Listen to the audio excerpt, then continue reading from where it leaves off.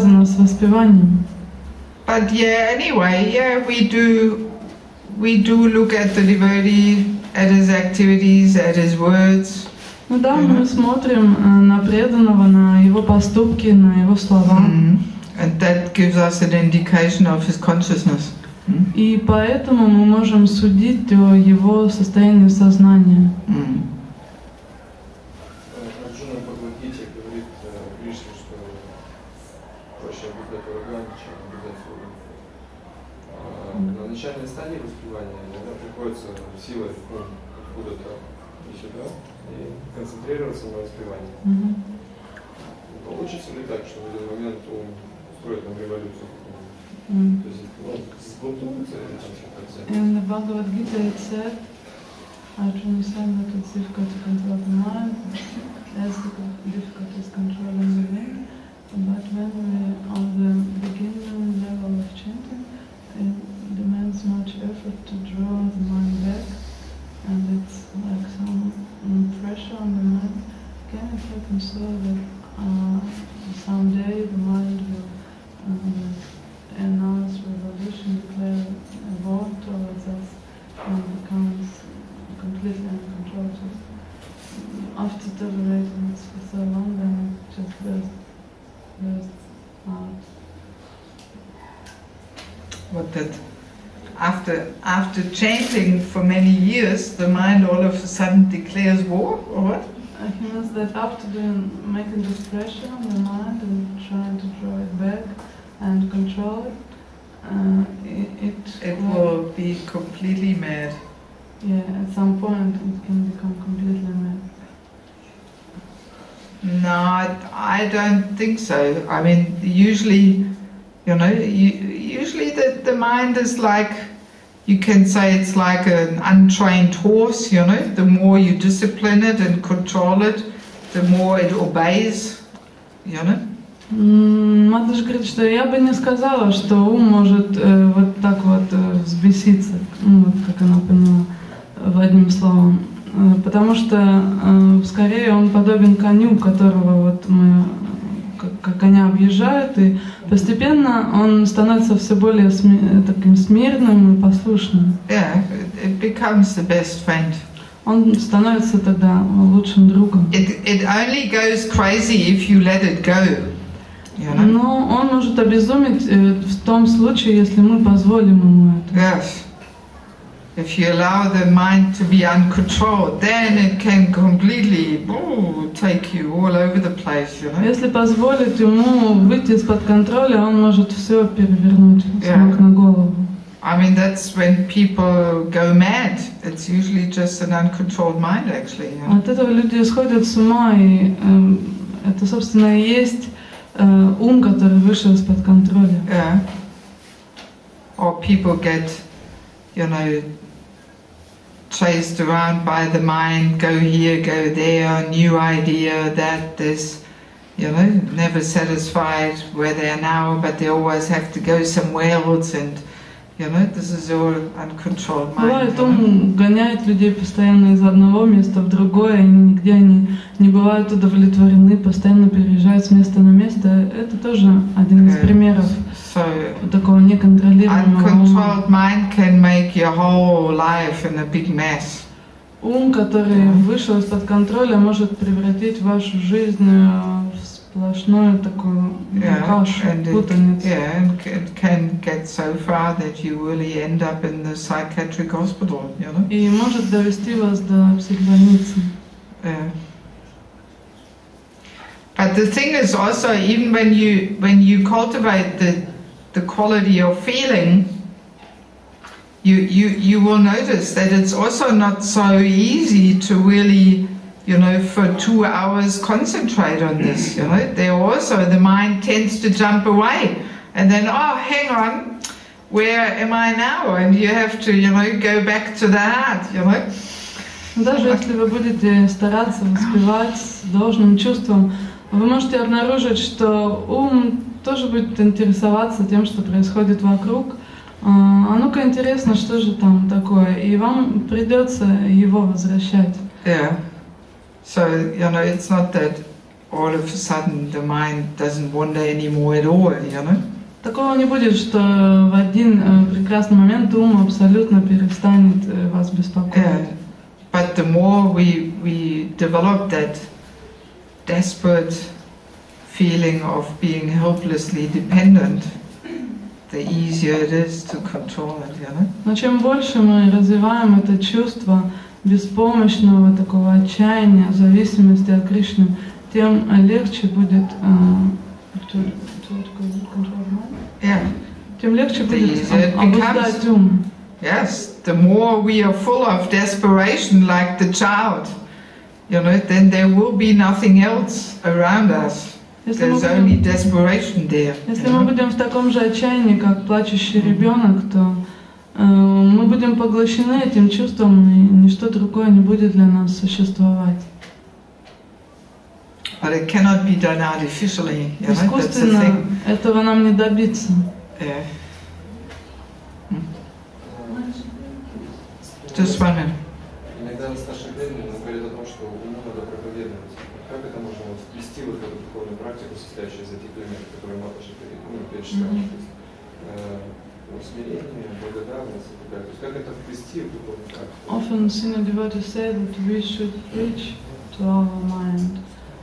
So how would you recommend to combine this preaching to the mind with the points that you just explained?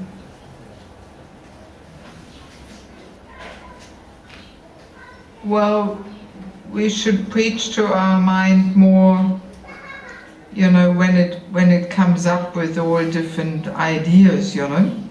Мы должны проповедовать своему уму главным образом тогда, когда он начинает выдвигать всякие идеи. Yeah, that we maybe should be doing this, or that we are like this, like that, or whatever the mind comes up with, you know. Но когда он начинает какие-то свои идеи продвигать, что мне стоит заняться этим или тем, что или вот я такой или сякой. Yeah, or there's also one verse in the Bhagavatam where it says actually one should become expert in neglecting it. В Бхагаватам есть стих, который говорит, что человеку нужно научиться искусству пренебрегать своим умом. Simply ignoring it. Просто игнорировать его. Fully understanding that it's not me, but the mind. Полностью понимаю, что это не я, а просто ум. That's usually the thing that it's not so difficult to understand that we are not the body, but then usually we do identify with the mind. Обычно бывает не очень трудно понять, что я не являюсь этим телом, но намного труднее понять, что я не являюсь своим умом. Yeah, that not to identify with the subtle body of mind, intelligence, false ego, that's much more difficult than the gross body. Перестать себя отождествлять с тонким телом, а именно с умом, разумом и ложным эго, намного труднее, чем перестать отождествлять себя с телом. Yeah, false ego, that's the hardest. Ложное эго — это самое сложное. Not to identify with the false ego, you know? Не отождествлять себя с ложным эго. So that's where the preaching to the mind or intelligence or false ego comes in, you know? И здесь должна начинаться вот это как сказать, вступать, пускаться в ход.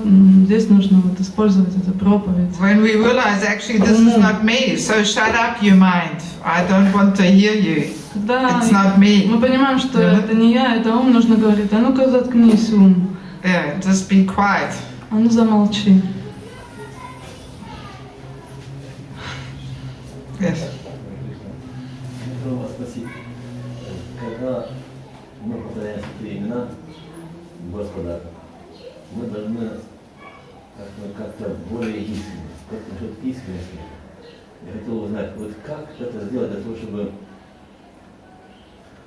допустим, ты просишь чего-то у Господа, а потом приходит тебе гнев, а потом приходит тебе радость. Это меняется одно с другим, одно с другим. И я так, если я правильно понял, что бы ни пришло к нам, мы должны принимать благодарность. Как урок, если допустим, не сгоден. И как благодарность, когда приходит вопрос в том,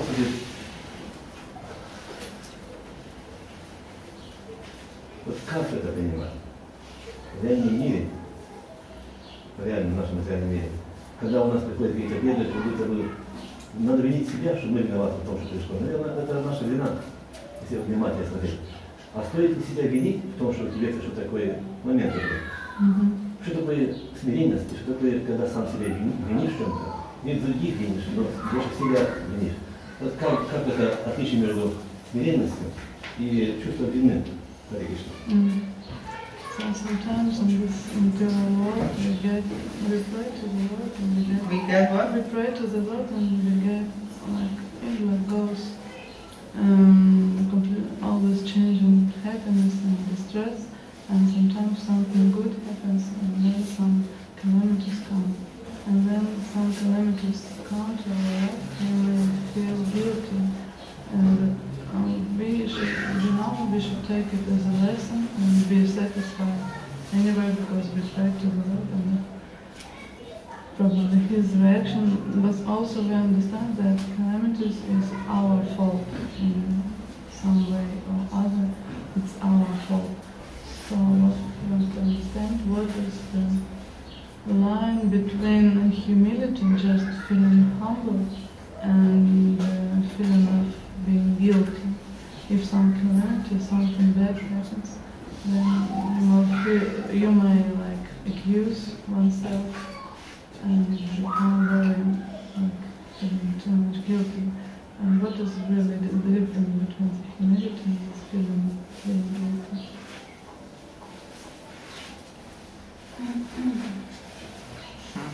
Because you know that it comes due to some of your activities. Yeah, but I mean the feeling of guilty is usually more towards other people's. Но чувство вины, оно в основном проявляется, когда мы что-то делаем не так по отношению к другим людям. I mean, usually, I don't know, do I feel so guilty? You know, if I have some calamity there or something, I usually don't feel. I mean, guilty you feel more in connection with others. You know? Чувство вины связано. And it's your fault that others are suffering, then you feel guilty or something. Чувство вины связано с другими людьми, когда вы чувствуете себя виноватым в том, что кому-то плохо, что кто-то страдает. I mean, towards our own, miseries. Но что касается наших собственных каких-то неприятностей, then we just simply feel, well, I have to eat the porridge that I cooked for myself. Мы просто должны чувствовать, что да, это заслуженно, но это каша, которую я сам себе сварил. Yes, and usually we actually feel the Vaishnav mood is to think, well, actually I deserve so much more. But Krishna only gives me one drop of what I really deserve. Настоящий вайшнав склонен думать, что когда приходит беда, он склонен думать, что он заслуживает куда худшего и получает только каплю из того плохого, что заслужил. Yeah, so that is also humility, to feel like that. Это есть смирение, вот такое настроение. Yeah, because very often we actually feel offended. We think, oh, how is this that I get this situation? Why do devotees treat me like this? Часто, если что-то не так происходит, мы чувствуем себя оскорбленными. Как же это могло со мной произойти? Почему ко мне так относятся? Yeah, so feeling offended is always a sign of pride, Обижаться или оскорбляться — это признак гордости. It's always the ego protesting, thinking we deserve better Наше эго situations, протестует и заставляет нас думать, что мы заслуживаем чего-то лучшего. Yeah. So, but if we feel, well, I actually deserve much more, and I'm only getting one drop, then that's humility, Но если мы чувствуем, что я заслуживаю намного худшего и получаю только небольшую часть этого, так мы проявляем свое смирение. And I mean, it's also not always like this that, we do say as a devotee, we are actually, in one sense, Krishna has taken the karma through Guru, and whatever calamities we get, are also directly given by Krishna. Но что касается преданных, обычно преданные считают, что обычно так дела обстоят, что Кришна забирает у нас нашу карму, Кришна посредством гуру забирает у нас нашу карму. И если к преданному приходят какие-то беды, это то, что посылает непосредственно Кришна, так как кармы уже нету преданного. Yeah. Especially we see like this, we regard other devotees' misfortune like this, it's actually offensive to say, that's your karma, И особенно это касается бед, которые случаются с другими преданными. Мы именно так видим трудности преданных, что это им послал Кришна. Мы не говорим, это твоя карма. It's offensive to see other devotees, being ordinary persons who simply get karma. Это оскорбительно считать преданных обычными людьми, которые просто отрабатывают свою карму. Yeah, but we should see it as Krishna's special arrangement and Krishna's mercy. Должны восприниматься, что происходит с ними, как особая милость Кришны, то, что он устроил лично. Yeah. Yes. Можно ли отнести все то, что вы говорили вчера и сегодня, к очистительному периоду чтения мантры? И в таком случае обречены ли мы сначала совершить все намапарадхи, после которых мы начнем думать и возвращаться на какой-то путь опять очищали свою мантру? То, о чем как раз вы говорили сегодня. So, as far as he understood, if it's so or not, that what you said during these 2 days were connected with the purification, the stage of purifying chanting, when you're chanting without offenses. So does it mean that before we start to develop these feelings and that attitude, and we should go through the stage like this and experience the stage of offenses? А можете подождать? Unless we chant with those feelings, we chant in Namaparat or what? Что нам нужно еще пройти стадию оскорбительную? Я имею в виду, что обречены ли мы пройти, то есть... Или мы можем сразу начать с того, о чем говорилось? Нет, я имею в виду, что нет такой зависимости, что мы сначала должны совершить эти намапарадхи, только потом мы можем... понятно. Is maybe there is some kind of law, there should be a certain line how it develops, and first we should commit certain offenses, and then only then we can regret and lament and develop all these feelings.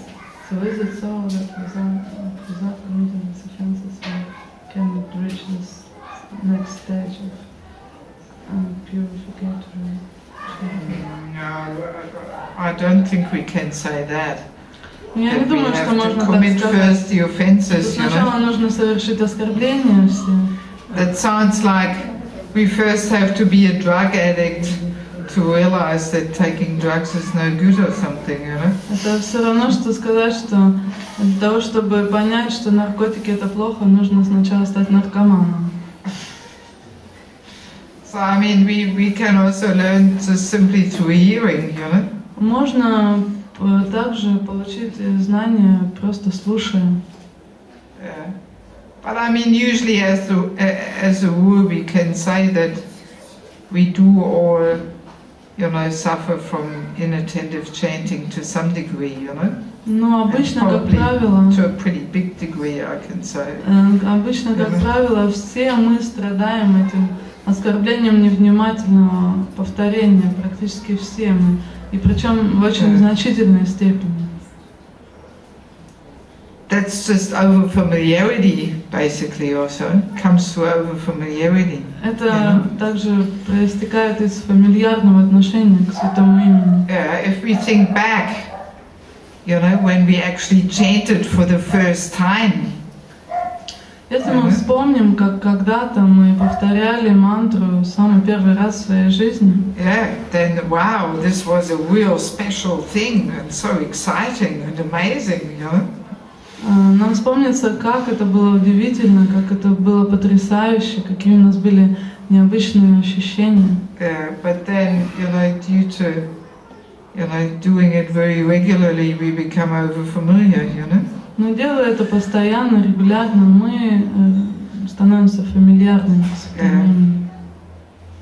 So over-familiarity is detrimental in any relationship and also in our relationship to the holy name, you know. Фамильярность вообще разрушает любые отношения, в том числе отношения со святым именем. Very detrimental in family life, between husband and wife.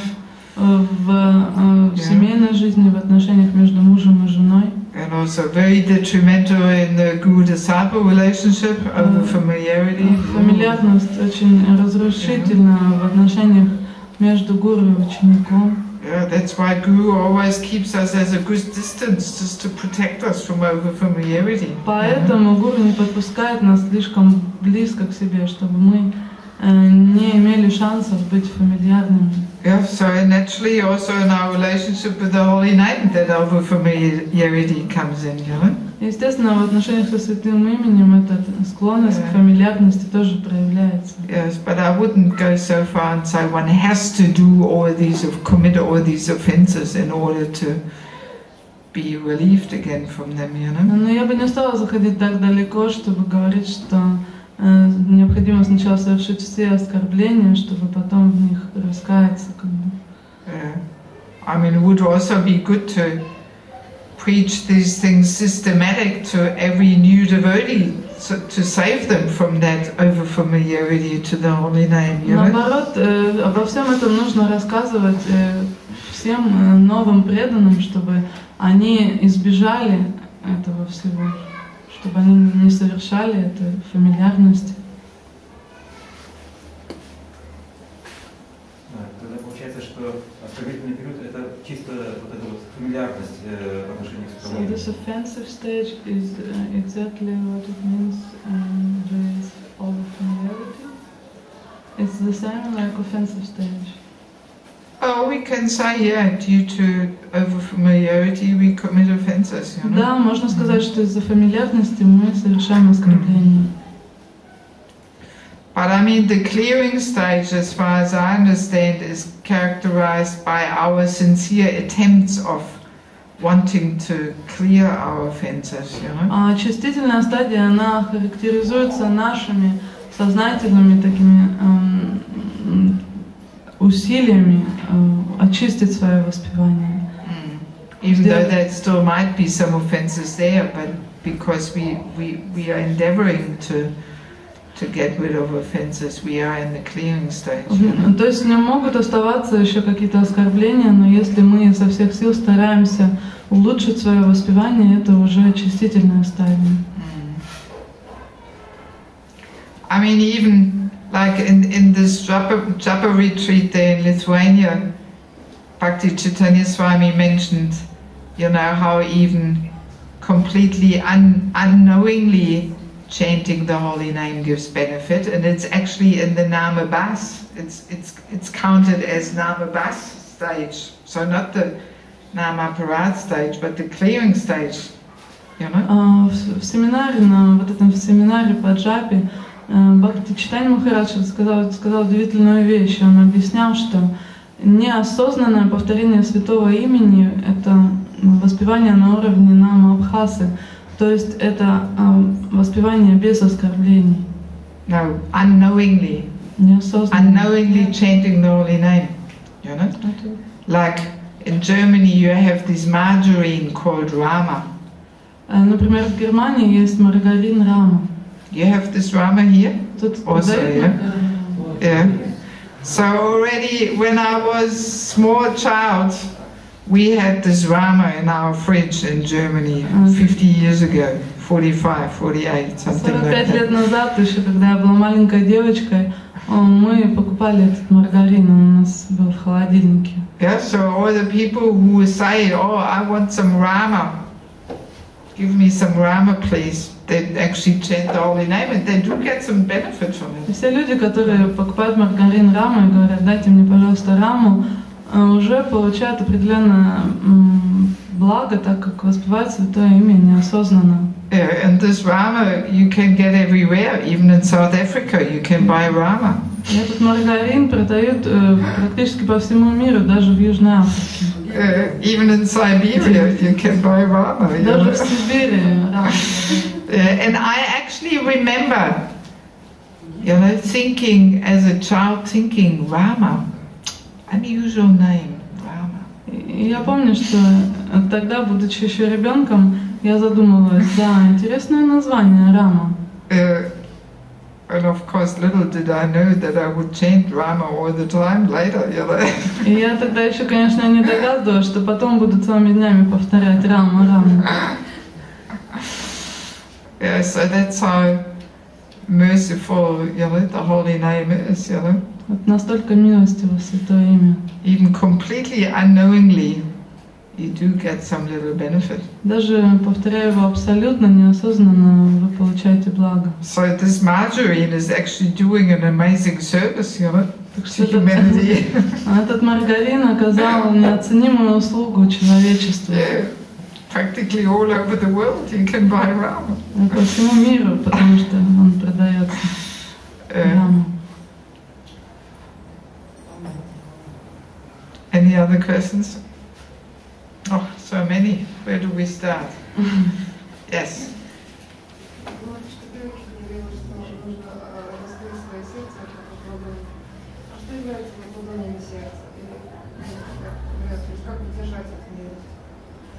You said about opening our heart, like opening the hands. So, what does it mean exactly to open it, and what is more important, how to keep this mercy, how to hold this mercy? Yeah, well, through our humility. This is how we open the heart, through humility. Yeah. Открываем мы сердце за счет своего смирения. Yes. If we have that humble state of mind, thinking ourselves lower than a straw on the street. Имея смиренное настроение и ощущая себя ниже соломы на дороге. As it says, as the Shikshastika says, in such a state of mind, one can chant the holy name constantly.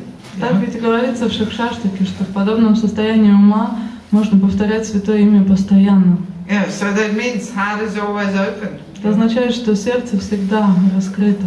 Yes. There's not much more to it. Тут вряд ли что-то можно еще добавить. Yeah, simply our pride makes our heart closed, humility opens it. Просто гордость заставляет наше сердце закрыться, а смирение, наоборот, раскрывает его.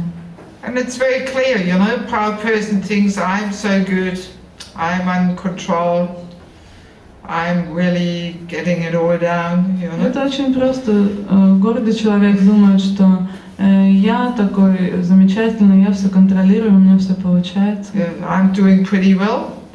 У меня все очень хорошо получается. So, you know, with that state of mind, you don't feel a need of anything. И в таком настроении очень трудно почувствовать необходимость в чем-то. Yeah? You don't feel that you need the mercy of the holy name. Такой человек не чувствует потребности получить милость святого имени. So you chant with closed heart, you know. И так человек воспевает с закрытым сердцем. Yeah. Hang on. Я сказала, как удержать там? How to keep this mercy? How to By cultivating constantly that humility. Также постоянно развивая это смирение, поддерживая в себе это смирение. Yeah. Isn't it?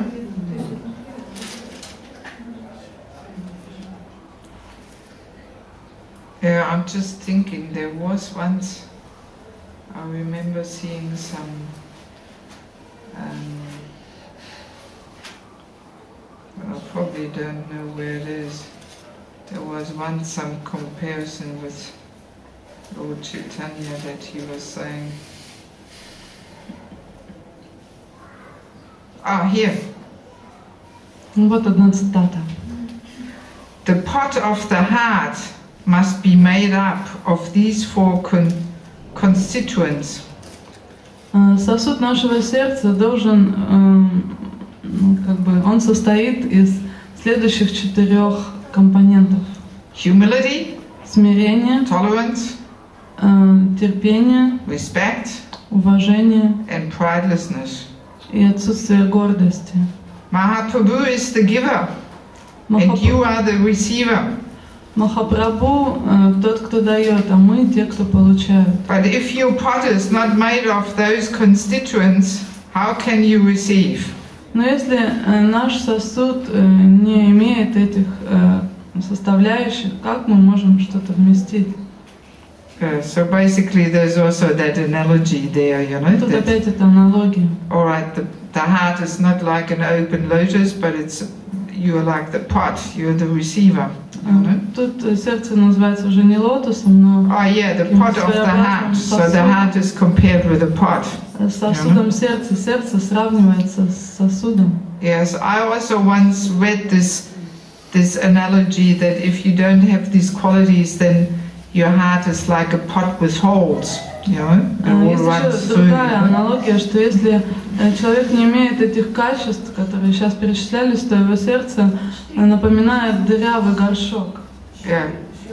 So it's humility, tolerance, смирение, терпение или терпимость, respect, уважение and pridelessness. И отсутствие гордости. I'm actually never really sure about the difference between humility and pridelessness. Do you know? Не знаю, в чем разница между... Не уверена, в чем же разница между смирением и отсутствием гордости. Может, кто-то знает? Can explain that to me? Кто-то может мне объяснить, в чем разница? Может, я попробую? She wants to try. All right. Давайте. Я не знаю, я сегодня слушала Чайтанью лекцию. Today she heard И some как раз lecture он by Chaitanji. это смирение и отсутствие гордости. And he was talking just about that. Смирение — это когда на самом деле человек очень любит служить другим, но у него нет и желания, чтобы его почитали, чтобы его принимали. А отсутствие гордости — это когда он прямо об этом таки говорил, что это когда мы понимаем свое положение вообще в этой жизни, что мы частичка Кришны, что мы слуги Санатана Дхармы. She took just today the lecture by Chaitanya Chandra Prabhu, and there he was saying that humility means that we are very eager to be submissive, like mostly serve other devotees, serve everybody. And the pridelessness is that we understand our real position in this world, which is the understanding of one's position in this world. Well, that's also servant. That's our position, you know. So for me, difficult to. Но все равно, Матаджи говорит, для меня это как-то все в одно понятие сливается. Our real position is servant, nothing else. Потому что наше естественное положение это тоже положение слуги, служить. Anyway, these four constituents are the pot are made of: humility, tolerance, respect, and pridelessness. Вот эти 4 составляющих: смирение, уважение, потерпение и отсутствие гордости. And ultimately, they are all connected. И все они взаимосвязаны. I kind of see them as all different aspects of humility, actually. Это можно назвать разными аспектами качества смирения. Yeah, because true humility, then you're also tolerant.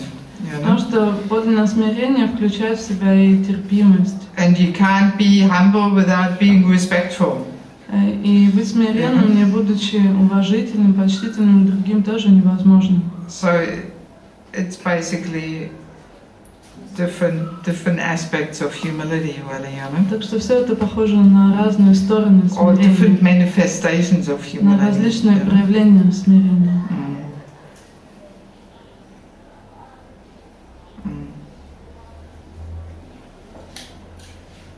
Yes.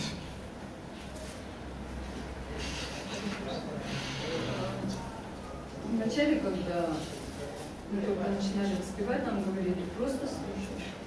То есть никакого настроения, просто слушай. В песне было написано, что мы должны воспевать с настроением ребенка плачущего. Я потом подумала, что это наставление для того, чтобы мы не сентиментально начали воспевание, без сентимента. То есть не на уровне сентиментальности. В чем опасность сентиментальности, сентиментального воспевания? И вот как они связаны с фамильярностью? По-моему, они вот связаны.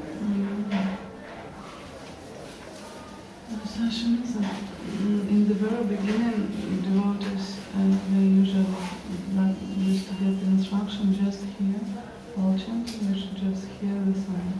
And she thinks that Sachin and no one spoke much about the feeling and the now and now. It should be the crying of the child. I feel like that probably it was said so because to protect us from some excessive sentiment, from some kind of improper sentiment. Имеется в виду типа сахаджи, что-то такое? Да, да, вот типа сахаджистского. And she says that this sentiment, overly big emotion, is connected somehow with familiarity also, or familiarity, some sahaja attitude. Yeah, I was also wondering whether this is maybe why we don't speak so much in the beginning about it, you know? Мама тут же говорит, что она тоже задумалась над этим вопросом, который вы задали. Почему раньше на этом не делался акцент? Yeah, but then nevertheless, I don't know, you know, because I mean, after all the Shikshastika prayers, we do recite them, you know, as a new devotee or so, and it's so often quoted, you know. Но с другой стороны, стоит ли ограждать как бы начинающих преданных от этих объяснений, потому что по идее Шикшаштака она предназначена для всех, и для новичков, и для зрелых преданных, и там говорится довольно ясно, обо всем, в том числе о качестве.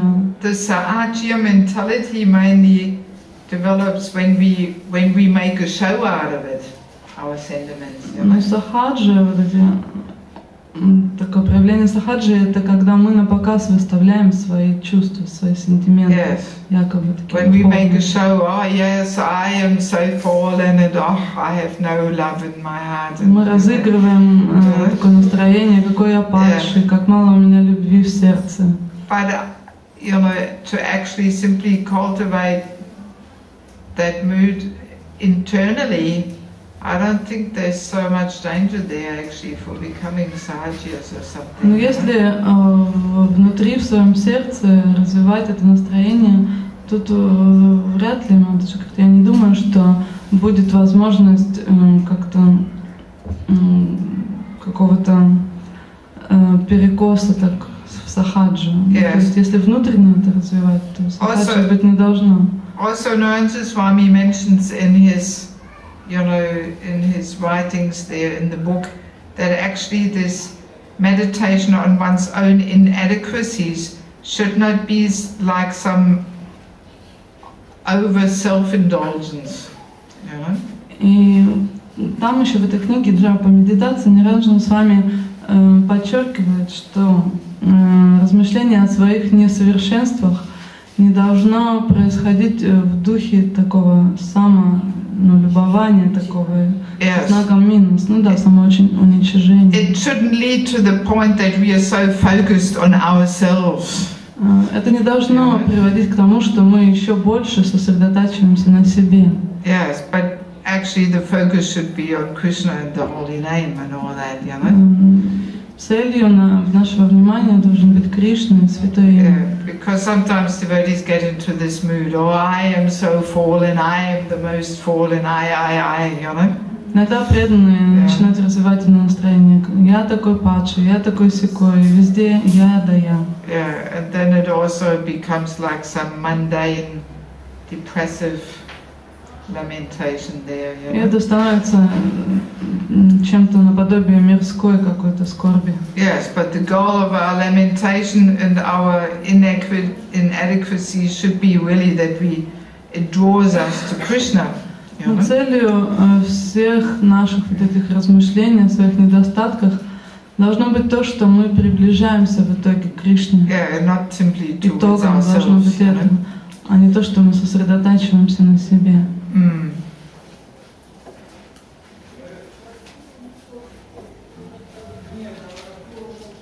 Any other question?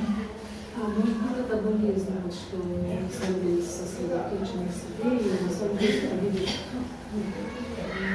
недостатки, они реальны, да, но является ли это болезнью, или что это такое, потому что как бы сложно справляться с этим. It's difficult to deal with it, to cope with these imperfections and faults when you realize that you're, of course, you're concentrated on them, because it's very difficult to overcome what to do. Well, is it maybe some disease? It's not difficult to cope with them if you actually realize that you need Krishna's mercy, you know. Но с этими всеми несовершенствами, недостатками будет легко справиться, если мы поймем, что нам нужна милость Кришны для этого. You know, because Krishna can give us everything. You know? Потому что Кришна может дать нам абсолютно все. So it's only difficult to cope with them if we don't take the right shelter, you know. Трудно с этим справиться только тогда, когда мы не принимаем прибежище в правильном месте. Yeah, but actually, if we take shelter, then we become completely peaceful, you know. Но если мы Even with all принимаем our insufficiencies. прибежище Кришны, мы становимся очень умиротворенными, даже несмотря на свои недостатки. Yeah, because he will, you know, give us what we lack. He lets us keep what we have and gives us what we lack, you know. Потому что Кришна позволяет нам оставить себе то, что у нас есть, и еще дает нам то, чего нам не хватает.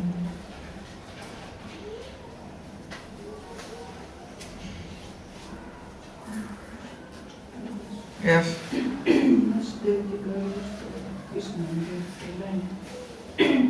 В смысле, после инициации, или вот как мы приходим к Кришне, читаем Махамантру, то все стирается, но все равно мы получаем страдания. Да? Страдания, они, вот, эти шастры написаны, нужны для того, чтобы мы научились сострадать другим. Но когда идут страдания, очень же тяжело читать жалобы. You said that at initiation we lose our karma, but then we get some Krishna's mercy in the form of some calamities. So it's clear that Krishna is giving some calamities to the devotee, and the purpose of it that we can develop compassion, one of the purposes. But what to do if during this distress it's very difficult to chant japa? Well, not if we have developed some deeper chanting. It will not be difficult to chant japa during distress. Но если у нас будет, если у нас еще до того